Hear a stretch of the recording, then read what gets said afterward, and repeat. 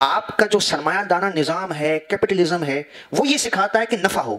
Profit ہو، اور بے دھڑک آپ اپنے نفع کے پیچھے اندھے ہو جائیں، اور سامنے والے شخص کو جتنا آپ ایکسپلائٹ کر سکتے ہیں، جتنا اس کا استحصال کر سکتے ہیں آپ کر جائیں، اس میں چاہے آپ کو ملاوٹ کرنی پڑے جس سے وہ بیمار ہو، مر جائے، اس کی نسلیں خراب ہو جائیں، اس سے کوئی غرض نہیں ہے، مجھ سے میرے نفع کی بات کرو کہ مجھے اس میں فائدہ کتنا ہوگا۔ یہ ہے سرمایہ دارہ نظام جو آپ کو صرف منافع کی حد تک محدود کر دیتا ہے۔ تو کیا اسلام منافع سے منع کرتا ہے؟ ایسا ہرگز نہیں ہے۔ اگر منافع نہ ہو پہ تجارت کس کام کی؟ تجارت منافع تو ساتھ رکھتی ہے، لیکن اس میں بنیاد ہے آپس میں ایک دوسرے کے ساتھ رحم دلی، ایک دوسرے کا احساس، یہ ضروری ہے۔ جب یہ ہوگا تو پھر ساتھ نفع بھی ہو، اگرچہ نفع میں تھوڑی کمی ہو، آپس میں رحم دلی یہ پہلے ہے، ایک دوسرے کا احساس یہ پہلے ہے اسلامی طرز معیشت میں، اور اس کے بعد نفع جو کہ جائز طریقے سے ہو۔ اگر یہ رحم دلی ختم ہو جائے تو پھر انسان جو ہے وہ ذخیرہ اندوزی کرتا ہے، ذخیرہ اندوزی کر کے، ہورڈنگ کر کے، ناجائز منافع خوری کر کے، وہ آرٹیفیشل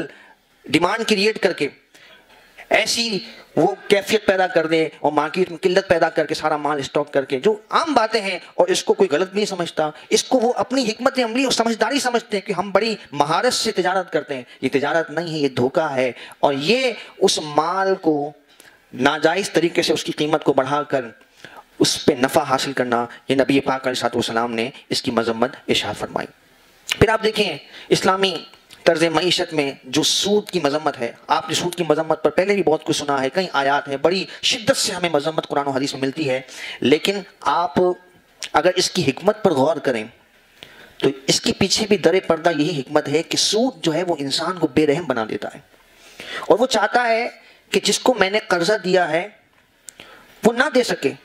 اگر آپ جدید اصطلاحات کے مطابق دیکھیں تو جو سمپل انٹرسٹ کے بعد کمپاؤنڈ انٹرسٹ ہے، اس میں تو یہ ہے کہ جتنا وہ تاخیر کرتا رہے گا اس کا پرسنٹیج بھی بڑھتا رہے گا اور ملٹیپلائی ہوتا رہے گا۔ تو وہ شخص جس نے قرضہ دیا ہے وہ تو یہی چاہے گا کہ وہ کبھی قرض نہ دے سکے، اور جکڑتا چلا جائے، اور پھر سود در سود لے کر وہ اپنی ناجائز آمدنی کو اس کے ذریعے سے بڑھا سکے۔ تو سود انسان کو بے رحم بناتا ہے،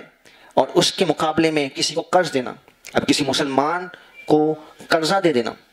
یہ کتنی بڑی ایک خدمت ہے کہ اگر کوئی شخص ضرورت مند ہے، اسے وقتی طور پر ضرورت ہے، تو اس کو قرضے کے ذریعے سے اس کی معاونت کر دی جائے، اس کے ساتھ رحم دلی کا مظاہرہ کر دیا جائے۔ اور اس کے برعکس آپ کا سرمایہ دارہ نظام آپ کو یہ کہتا ہے کہ آپ چونکہ ابھی مال رکھتے ہیں، آپ کے پاس رقم موجود ہے، تو آپ کے پیسے سے جب تک پیسہ جنریٹ نہ ہو تو یہ پیسہ کس کام کا؟ وہ سارے رحم دلی کے سارے جذبات کو اس نے دبا دیا اور کہا کہ جب میں پیسے دے رہا ہوں تو مجھے کوئی ریٹرن بھی ملنا چاہیے،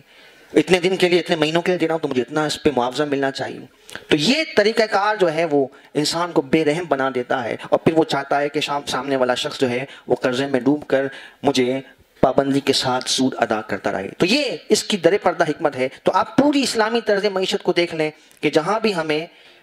منع کیا گیا تو وہاں پر وہی چیزیں ہیں کہ کہیں بھی کسی مسلمان کی حق تلفی نہ ہو، اس کے ساتھ ظلم نہ ہو، اور بے رحمی کا ہم نفع کی لالچ میں، مال کی لالچ میں مظاہرہ نہ کریں۔ تو مال کمانا اور ہے، اور اس کی حرص و لالچ میں ساری حدودوں کو، ساری اخلاقیات کو پامال کر دینا یہ اور ہے۔ تو اسلام جو ہے وہ اس طرح سے اسلامی اقدار کے ساتھ ہمیں تجارت کرنے کا سلیقہ اور حسن سکھاتا ہے۔